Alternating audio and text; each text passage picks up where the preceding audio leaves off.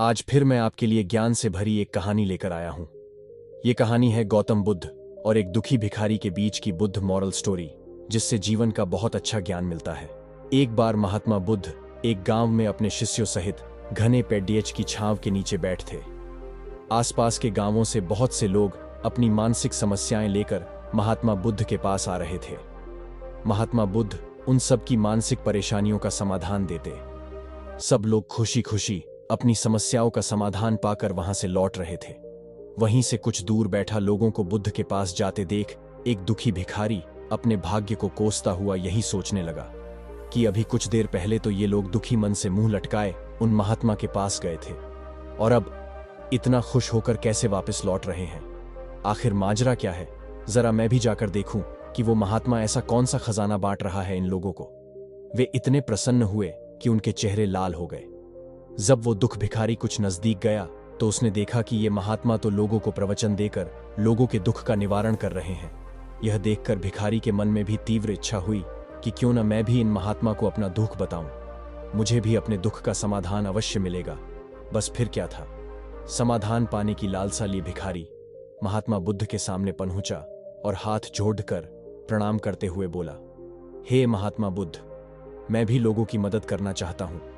मुझे लोगों की मदद करने की बहुत इच्छा है, लेकिन मैं कैसे मदद कर सकता हूं? मैं बहुत गरीब हूं। मेरे पास न तो पैसे हैं और न ही कोई ऐसी चीज जिससे मैं किसी की मदद कर सकूं। मैं कोशिश करने पर भी किसी की मदद नहीं कर सकता। मुझे भगवान ने इतना गरीब क्यों बनाया?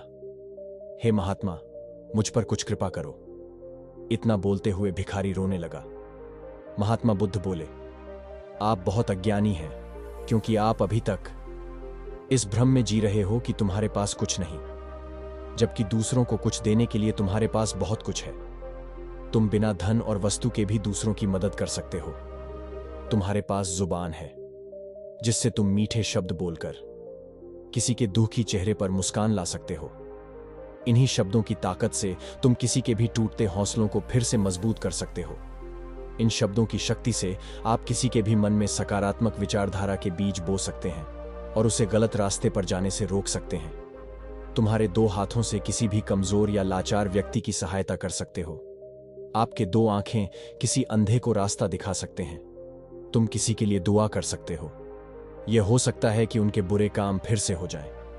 आप किसी के अच्छे स्वास्थ्य की कामना कर सकते हैं, लेकिन अज्ञानतावश तुम अब तक इस बात को समझ नहीं पाए और इस भ्रम में अब तक जीते रहे कि तुम्हारे पास मदद करने के लिए कुछ नहीं। किसी की मदद करने के लिए धन और वस्तु का होना अनिवार्य नहीं है। बिना धन और वस्तु के भी हम कई प्रकार से लोगों की मदद कर सकते हैं। महात्मा बुद्ध के ज्ञान से भरे ये सुंदर शब्द सुनकर भिखारी के चेहरे पर मुस्कान आ गई और वह खुशी से झूमता हुआ वहां से चला गया। इस बुद्ध मॉरल स्टोरी से हमने क्या सीखा? दोस्तों, महात्मा बुद्ध की इन बातों से बहुत कुछ सीखा गया। आजकल बहुत से लोग यह सोचकर दुखी होते हैं कि मेरे पास ये नहीं है, बल्कि जो आपके पास है उसी में संतुष्ट रहना सीखें और बिना मतलब के लोगों की मदद करें। इन्हीं से आपको परम सुख की प्राप्ति होगी।